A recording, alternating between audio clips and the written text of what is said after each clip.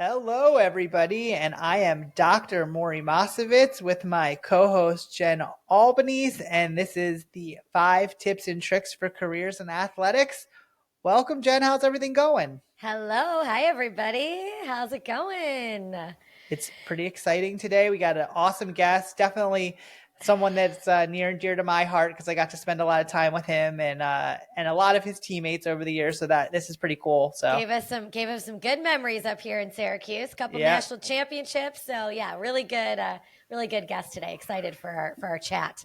Yeah, I was thinking back. I actually our sons play a lot of sports, and my son actually was being a goalie the other day, and I actually took a picture and sent it to John and said, "Here, you have some competition."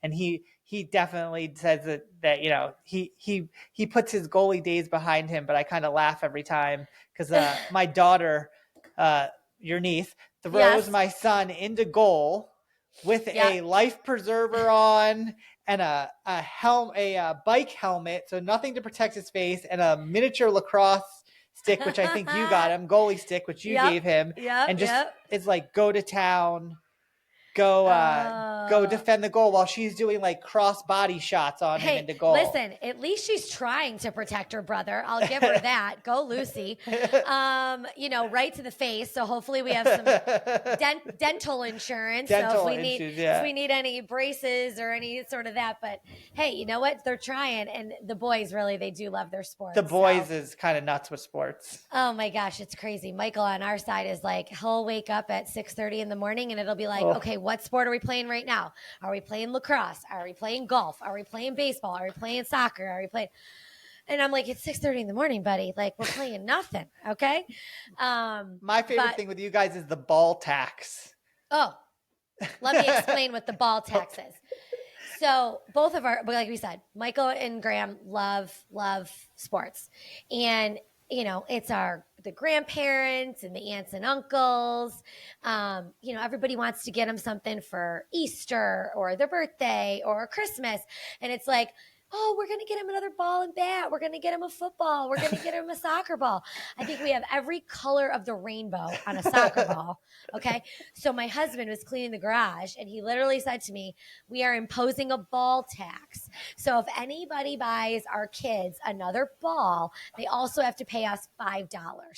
So we're making some revenue for the family on this. So you can build storage sheds and stuff to hold up the ball. I mean, I don't have enough like tubs to put all these balls in. Like, it's crazy. And then, of course, it's like you throw away one of them and they're like, what happened? That's what I was going to say. You have to do that in the dark of the night that you're like throwing away the ball. Yeah. What happened to the red Nerf one that had the one chip in it? And that's my favorite, Mom. The one that's half broken. Yeah. Buddy, it's been in the basement. Apart. Yeah, it's been in the basement under the couch for 3 months. You've never even used it, but this is the one we need today. So, gotta love it.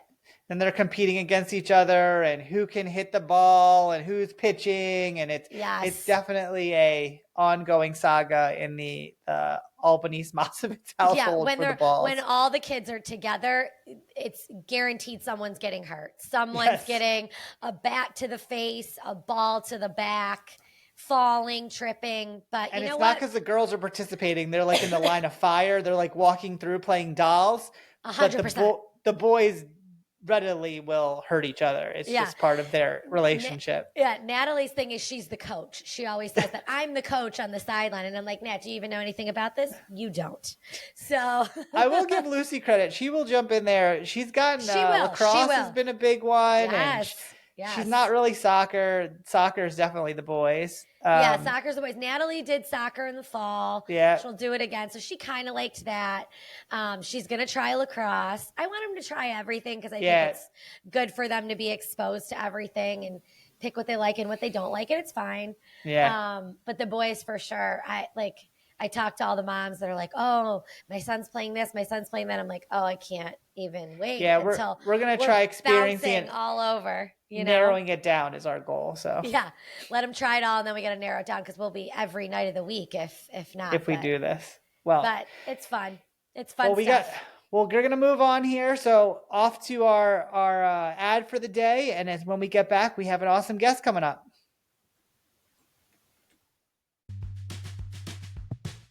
If you're enjoying this podcast, please follow us on your favorite podcast streaming service. The 5 Tips and Tricks podcast is a part of Athletic Career Consulting, a group focused on educating and guiding high school and college students looking towards careers in athletics.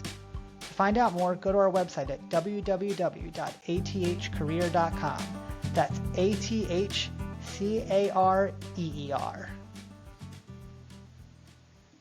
Okay, everybody, welcome back. And we have our guest today. Maury, let's do an introduction. Very excited for this one. A dynamic force in the world of men's lacrosse, today's guest was a star goalie at Syracuse University, being a 2-time first-team All-American at the position and the only goalie in Orange history to earn the honor twice. He also is the only goalie in NCAA history to win national championships in his freshman and sophomore year. Playing professionally, he was a member of the Rochester Rattlers, named Rookie of the Year, and twice earned Goaltender of the Year. A 2-time MLL All-Star, winning 3 MLL Championships, he ended his playing career in 2021 as a member of the Chrome. He captained the U.S. men's national team that won gold at the FIL World Lacrosse Championships in Israel. He started his coaching career as a volunteer assistant for Duke, followed by a 4-year stint as an assistant at Providence. In 2016, he was named head coach of Jacksonville University, the 2018 and 22 Southern Conference Coach of the Year, loved by his teammates, revered by his student athletes. So excited to get the chance to spend time with my friend John Galloway. Welcome, John. Hi, John. You guys are making me feel too good about myself. I have to be humbled now. We got to build you up to enjoy this podcast. That's quite the resume, sir. Quite the resume. I can tell you, listening to it just reminds me I'm getting old. I feel like that was years ago up on the hill. But thank you guys for having me. I'm really thrilled. Obviously, had a chance to get to know you guys really well in my college experience, and still, revert back to that experience so often in my current position, and how much joy I had specifically getting to know people like you guys in my experience. So thank you guys for having me.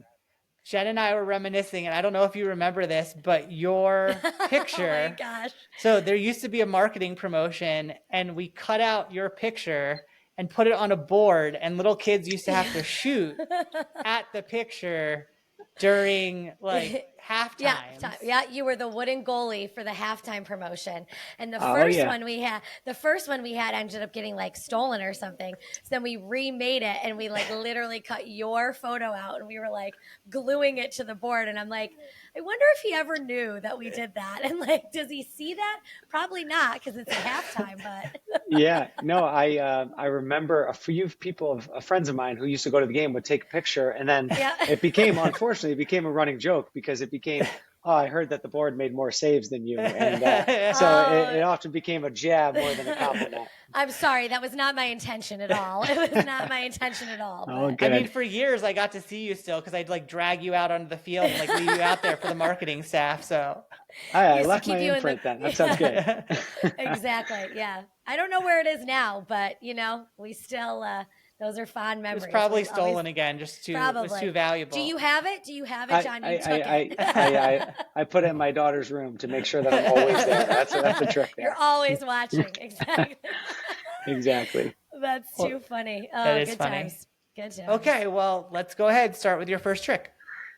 Yeah, first of all, this made me think. So I appreciate the prompt, because I started to get to think about, really my young coaching self and how I got into this industry. And now I have this amazing relationship with my athletic director, and we often talk about some of these topics. And, I wanted to think intentionally, not just about it as a coach, but it just being in college athletics. And the first one that popped to me was my ability to network. And I think about that today. When I interview, when I talk to young assistant coaches, even when I'm with our staff, is just the value of having relationships that are existing right on this Zoom. I think about even as a player, Maury, you and I spent so much time, whether it be on the road or navigating what our director of operations deals with now, and then thinking about that on the other side.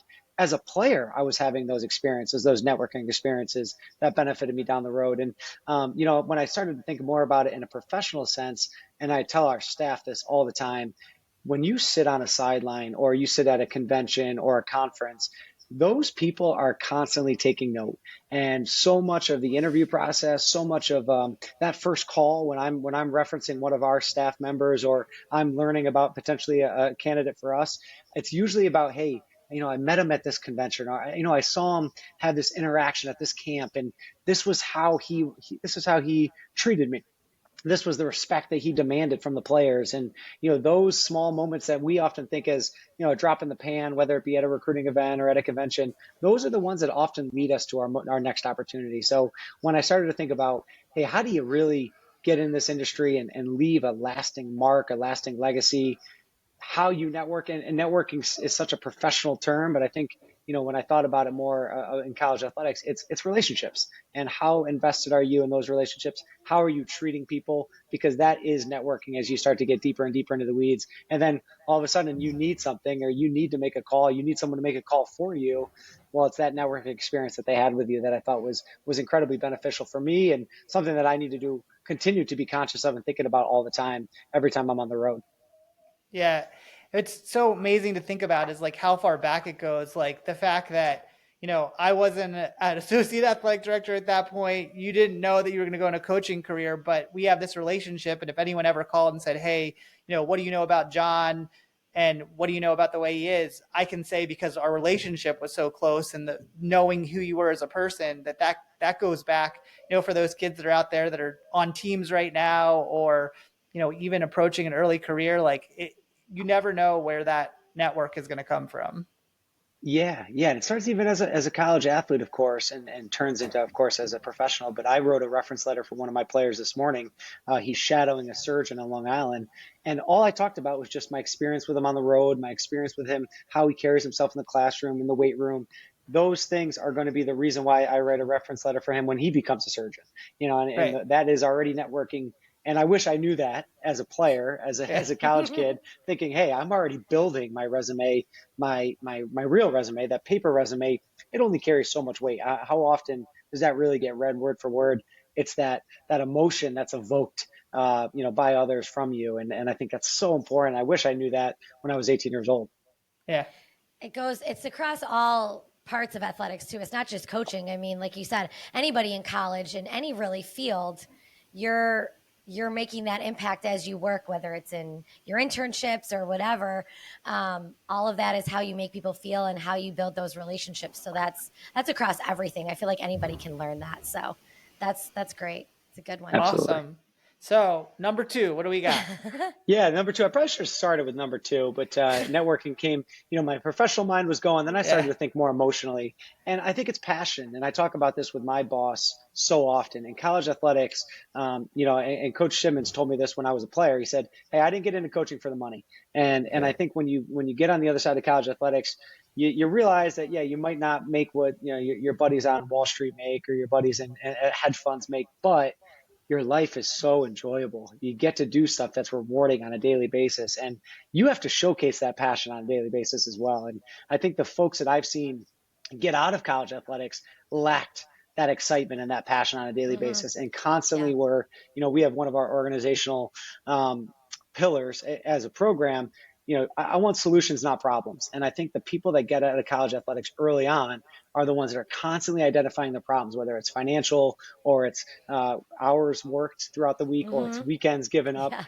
But if you love what you do and you show up every day, I don't have a job. Like I do not have a job. I enjoyed going to the office this morning. I'm going to enjoy this. I'm going to enjoy getting some emails done tonight, because my job is not a job. It's a passion. It's a love for what I do. It's a love to be able to impact so many people on a yearly basis. And I wanted it so badly when I got into it, and I want it just as bad today as I did when I started, 13 years ago. Yeah. That's awesome. Yeah, you're certainly not getting into athletics for money. For the money. some people might, but it's not some of the group maybe here. But it's good to remember that, though. It's good to remember that it's not about that, and you have to love what you do in order to be in this industry, and to remember that is important, because I think people sometimes forget.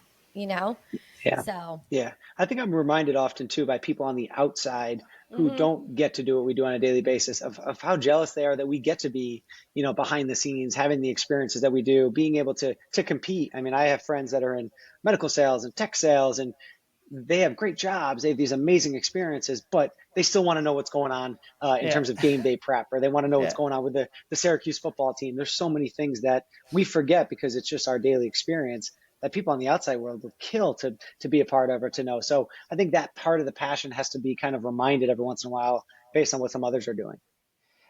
One thing for me that I miss, because I got to spend a lot of time working directly with the team, and like we were recently talking to Paul Carcaterra and about the love of the game. And like that's one thing like on my side that I really miss is like having that direct contact with the game and like what it means. And I know how passionate you are about the sport of lacrosse and like what it means to you. And so like that for anyone going into that to have that passion and be connected to something that has like such a long history and such a big connection, I think is something that people don't really realize and see Yeah. for the value it has. Yeah, I think Kark's one of my mentors. He's actually a big reason why I ended up taking this job. He was a mentor of mine and throughout that process. And one of the things he does that I think again applies to college athletics so well is he's a storyteller. And when you Yeah. listen to some of the stories that are in college athletics, that's also, and why do people turn on ESPN? Sure, you want to see some of the scores, but you often want to see the stories of what's happening, the narratives. And again, that's just another, I think that's another check box when you get into college athletics and why you stay. And you get to live it. You're not like actually watching the story, you're actually in the story in a way, which is kind of Absolutely. amazing thing looking back at what happened over all those years, like being involved with being directly with the sport. It's a very different part of athletics that I don't think people might not appreciate. And now I've been able to appreciate being like kind of the other side is more of a support role, but being with a team itself and what everybody accomplished is such a special thing and on its own too. It is. yeah, Absolutely. Yeah.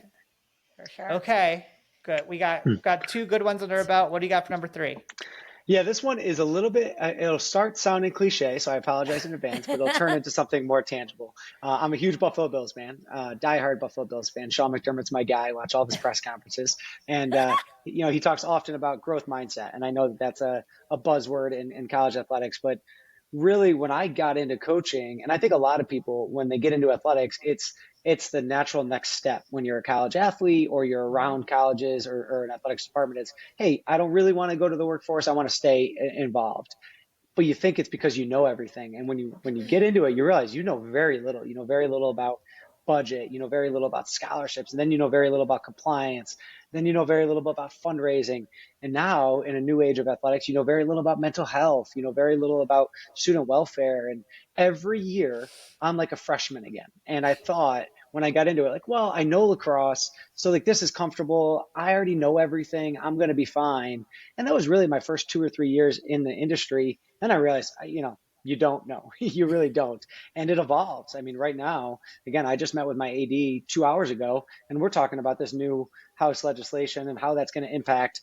We know it's going to impact, the ACC a little bit more than it'll impact our conference. But dramatic changes. How do you think and how do you evolve on the fly? How do you tighten the waist belt but still give a great experience and focus on experience and retention and all of those things? So my ability to start every year and say, I don't know anything. I don't know what this team's going to be about. I don't know what our staff's going to look like. I don't know what that dynamic of the locker room is going to be. What if we lose 5 games? How am I going to have to change my tone and my messaging?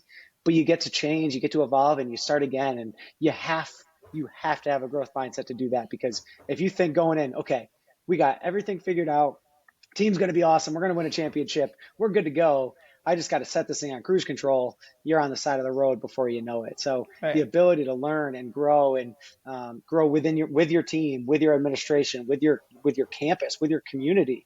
I mean, COVID, everything that happened in our society. I mean, I feel like I was much more a listener and a mentor than I was a coach for so much of my time here at Jacksonville. So you evolve, you learn, you grow, and if you don't have that mindset, you will get stuck in your ways. And I think that's when a lot of people in this industry, it's maybe hit their wall, is when they're unwilling to change. And I think we're seeing a lot of that right now. Yeah. Especially in coaching, because it's always evolving. The administration kind of has the same, there's things we have to adjust to and everything in college athletics, but, all the coaches out there, you're dealing with a 18 to 20-year-old, 22-year-old group of people who are literally evolving in front of you. And that's not an easy task for anyone to handle. No, no. And Yeah. they run the show. We talked about that the other day. The athletes run the show. And if you are an old school coach that says, no, this is my way and this is how we're going to do it, I mean, good luck, Right. with everything that's moving now and changing and more. We even talked about that from an administrative standpoint, even compliance. I mean, compliance when I was there was, care hours and submit this paperwork. And now it's like, it's shifting. It's less legislation and you got to be able to move on the fly. What's the interpretation? What's the NIL payments on this? It's all very different. It is. It is. I remember you giving us meal money and us signing on the dotted line. Yeah. I don't know if meal money was like, oh, baby, this is exciting. Yeah. I remember having you guys sign paper after I don't even think they use paper anymore. Maury was like filing. They're going on Real alphabetically. Response. I have like a huge binder that's going out to have you guys sign stuff, and more than not, most of the time, like, why am I signing? Like, I don't know, just sign it. Like, just get it done. Oh no, we Joel and I talk all the time, and we were joking like, when you had spring break and you got like a couple bucks to like go to Lids and buy a new hat, that was like, we were good. We didn't need NIL. That amazing how things change. Yeah. Such a different world in such a short time. I feel like it's just so different now. So different. But that's talking good. about the Bills, we've been communicating with Hal Luther and he said hello. Hal's my guy. He said Galloway's my guy. That's right.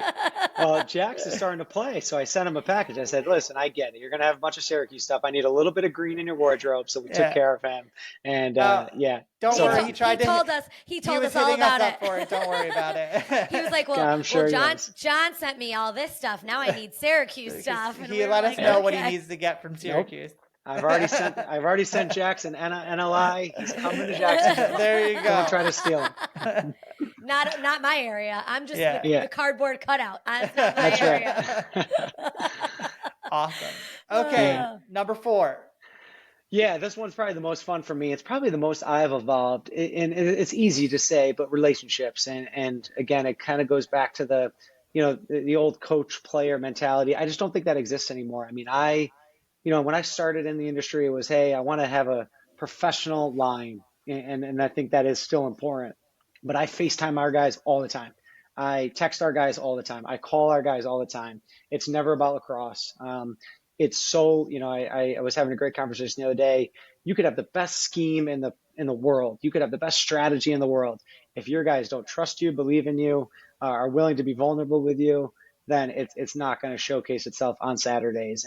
And then it goes beyond just the locker room. And I think this goes back to the athletics part. Like we ask, I'm a demanding guy. I admit that. Our staff knows that. I'm demanding to our social media team. I'm demanding to our compliance guys. I'm demanding to our fundraising.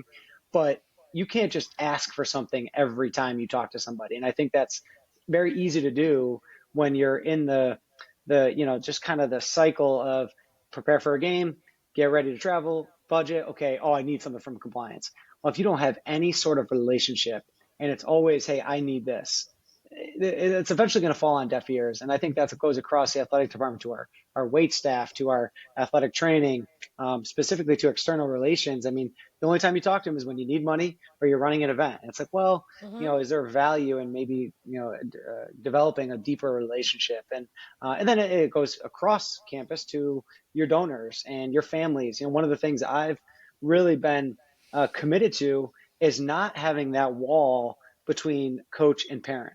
And I think it's so easy to say, you know what, drop your kids off, don't call me, because the parents, we all know, can be another headache. For me, I've found that the more that you communicate and open up that line, the less issue you have, because there's not that background noise that's happening with you not knowing about it and then the kid hearing about it. And then all of a sudden there is a little bit of division amongst your organization. Well, let's just open it up. Hey, here's where we are. Here's where you stand. Here's where they stand. Do you have questions? Let's talk about it, because you're not at practice every day, and let's not be afraid to like cross that bridge. And I think relationships often deal with a lot of the issues before they even come up. And that, again, I think that's something that's really across the board in our industry for sure. It's building that trust. Like you said, like everybody that you're talking about, you're trusting them. The players trust you. And then you can continue to build off of that. But that trust is, I don't think people get that right off the bat either. So you have to work for that. And when you get to that, then that's where you see, progress and positive things happening. It's funny. I was having this conversation with somebody today, the difference between head coaching and leadership, because that's what it is to me. It's being a leader, and someone that's a true leader as a head coach. And there's a group of coaches that come in and believe that they think they're doing leadership, but what they're really doing is being a dictatorship.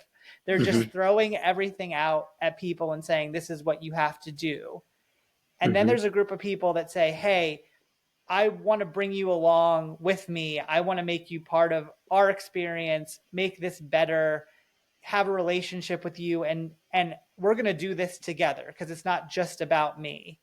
And what a difference it is between that one type of coach and the other. And to know that you're that other type of coach, John, which I would not have assumed anything differently, just makes me more proud of everything that you've done. That like, it is what is really leadership. And, there are some even coaches that I've experienced in their older ages that don't pick up on that. And from the administrative side or from just the human people side, it just makes such a difference. Yeah. I always use the analogy now. I actually thought about this one day and it like sparked this excitement in my head.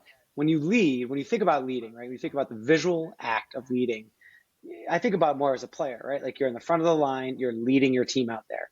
Coaches don't do that. Coaches have to watch. So how do you make an impact? You inspire. Like the difference between leading and inspiring. Leading is important. Don't get me wrong. You have to have a due north, right? You have to have some sort of direction. But on game day, our job is to inspire. And I think that starts with practice and starts with preparation. And I don't get to be out there. I have to inspire you to go do something because I can't lead you. I don't get to play. I think as a team, you can certainly have leaders and leaders by example, et cetera. But as a coach, I think my job is to inspire. And I think you get a lot farther with that word versus, what you talked about, which is in essence, dictatorship. Right. No, that's awesome. Just great. Okay, Jen, you get the last one. Last big one. So what do you know now that you wish you knew then? So what do you know now that you wish you knew at the beginning of your career? Yeah, no, I thought about this one a little bit deeper. I think that what I've noticed again in college athletics, it's the folks that are constantly worried about what's the next job or what's the next university. And I think if you're just really good at what you currently do, whether that's setting up the field or you're the guy that takes stats or you're the assistant coach that has to warm up the goalies, just be the best version of that. And again, it goes back to like the passion. You're really passionate about that. You're going, just like in any industry, you're going to move up the ladder. But it's the ones, especially in athletics, that are like, well, I deserve this, or I want to be here, or this is a stepping stone. Like that was a term that was used a lot when I first got into coaching. This is going to be a stepping stone job. Well, how are you supposed to be the best version of you? How are you supposed to be all the things that we talked about? How are you going to network well? How are you going to be passionate? How are you going to grow? If you're constantly like, well, I'm going to go this place next. And then I think, especially as a coach, your players feel that and you're not wholly invested in them. And now you're not getting the results. And ultimately, your next job is just a byproduct of what you're doing currently. So I think that, and I've learned this, like this is one of the things, this is again, one of our other core pillars as an organization is be where your feet are. Like if we're just at weights, just be at weights. Like don't worry about the next thing you have to run. Like just be where your feet are. And as a coaching staff, I think we've tried to do that as well. But as a young coach who's constantly thinking about, well, my buddy's making more money, or the ACC is this place and I want to be there. And I think ultimately then you just kind of get stuck in a rut and you're ultimately always disappointed versus you earn what you get. And I think that's something I certainly learned, especially as a young coach. It definitely makes it more enjoyable when you're putting everything into it and not worried about what the next thing is too. So I mean, it doesn't make it a fun experience if you're just worried about what's all coming next, because you don't know. And it's going to work out the more you put the effort into it.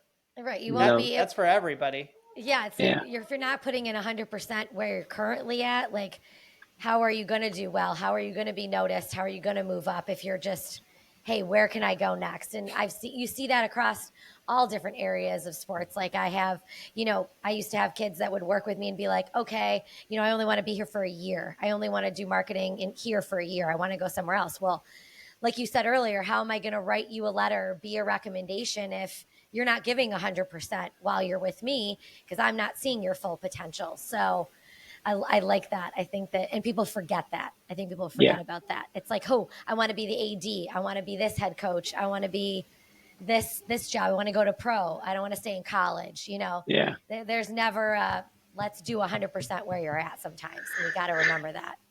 Yeah. I'd be curious, like if you surveyed 100 people in the industry, like how many people thought this was going to be the trajectory, and I bet you 97% of them, like I had no idea I was going to be fascinated in marketing, or I had no idea I had a passion for administration, and I got in and I followed it. And I think, that's like again, it's easy hindsight 2020 to go back and say, shoot, just be excited where you are and you'll end up here. But that's what you especially in this industry, because my wife jokes all the time, like, what do you think? And especially when you have a family and you're starting to plan, it's like, well, this is what we chose and we're super happy here. And as long as that's the case, the rest of it will take care of itself. Yeah, I would be a psychologist right now if I went through my plan. I ended up having you guys sign all that, and it led to a life career. So I don't know what that says about anything. Of just people signing things. That's all everybody does is sign things for Maury. That's all he does now.